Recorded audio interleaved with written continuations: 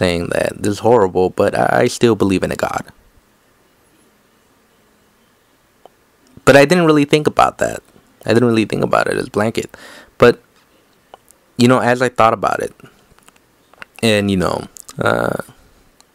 I, saw different atheists. I think the atheists that, a lot of people say Dawkins and Hitchens.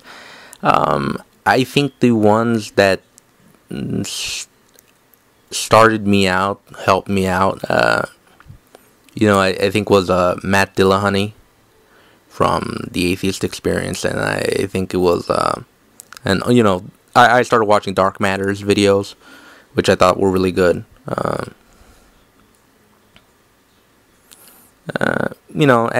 As I began to accept what I was, and I became an atheist just recently, like in May or something.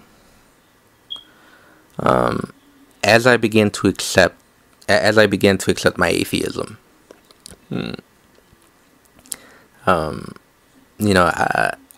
I think I thought about it because what is an atheist? An atheist is someone who does not believe the claims. Someone says that there is a invisible pink unicorn, and I'll say to them, well, I don't believe you. I don't believe you because you haven't shown me. If you show me, I'll believe you. So, that's what it comes to atheism, is that someone says that there's a God. And I say, I don't believe you because you haven't shown me it. And that's the thing. It's not just Christianity. It comes to every religion.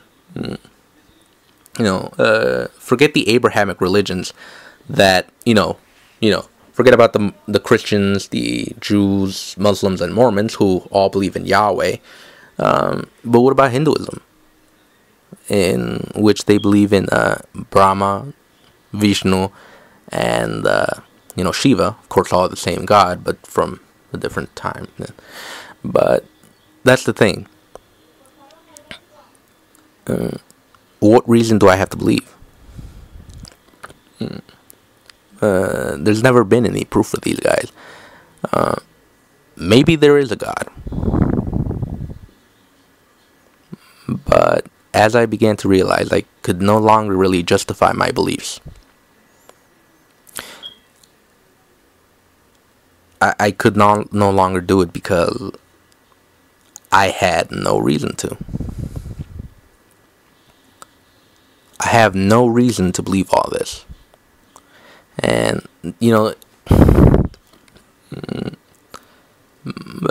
but what started my atheism wasn't so much, whether I believed it or not. It was more emotional because, as I said, the process was slow. And I guess I became an atheist because of the whole moral aspect of it. Like I found, religion immoral.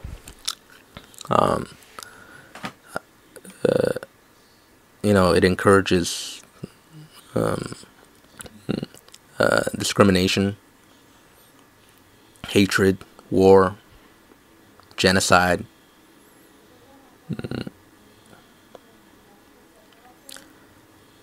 And I thought that the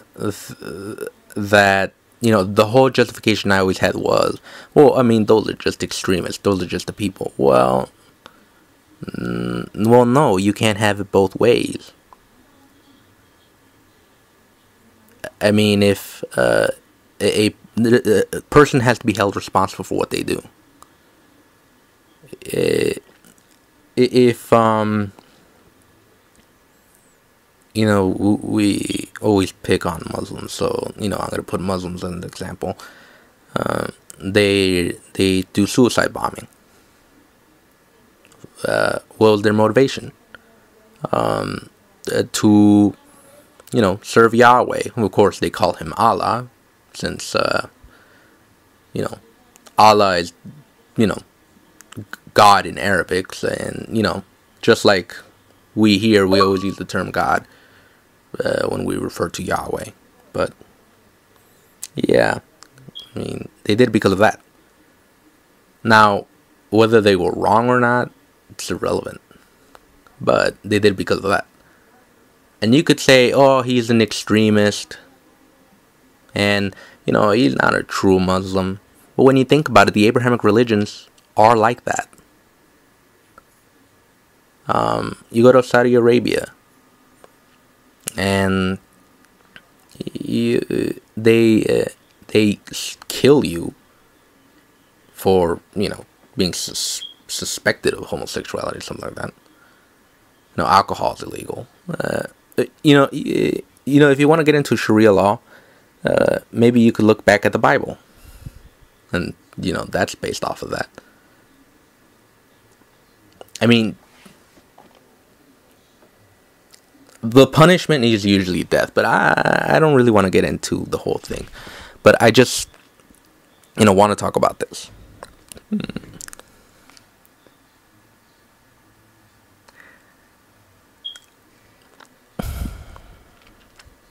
And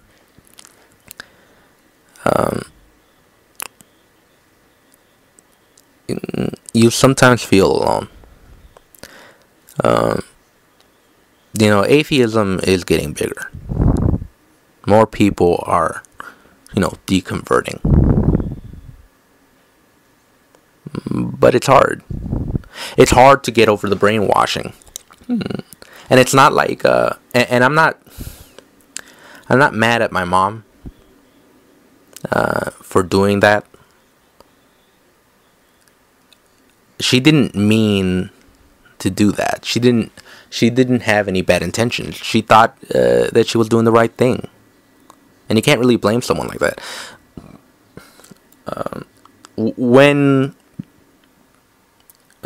If you're an atheist and you were indoctrinated into a religion, should you really be mad at your parents? If they had bad intentions, but most of the time they don't. They do all this because they don't want you to be punished for eternity from this all-loving God.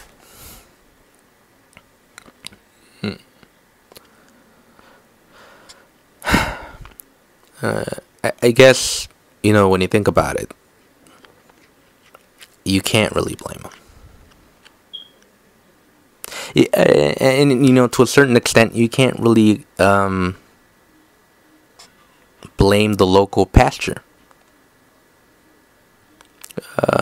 From your town.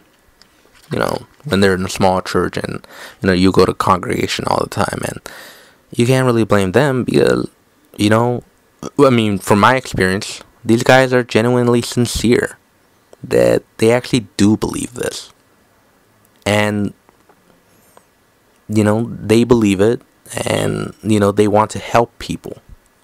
They want to help people be saved. So I don't even blame them. And I don't blame the people that go to church. Because, most of them really do believe it.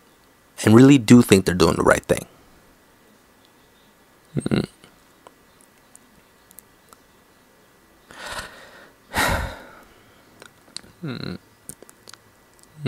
They think that what they're doing is morally right. And most of the time they ignore what's in the Bible, what's really in the Bible.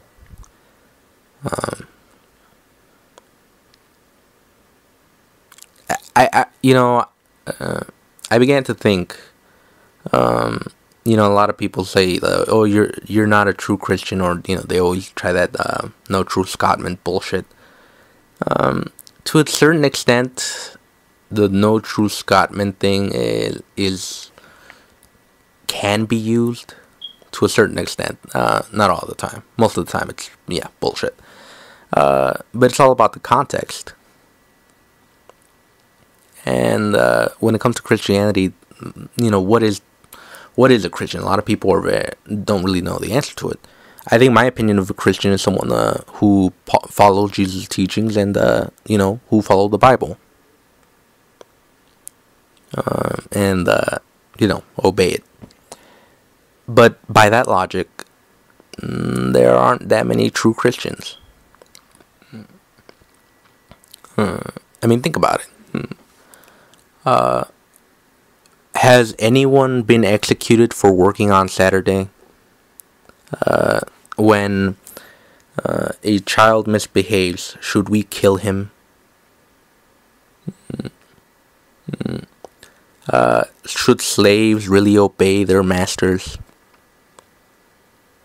No, we don't know that. And I think what I put is that there's a difference between a true Christian and a good Christian.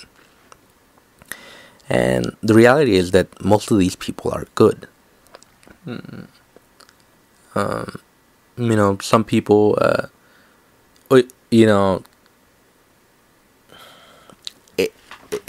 good people, good Christians, when they, do all these things with the church and all that.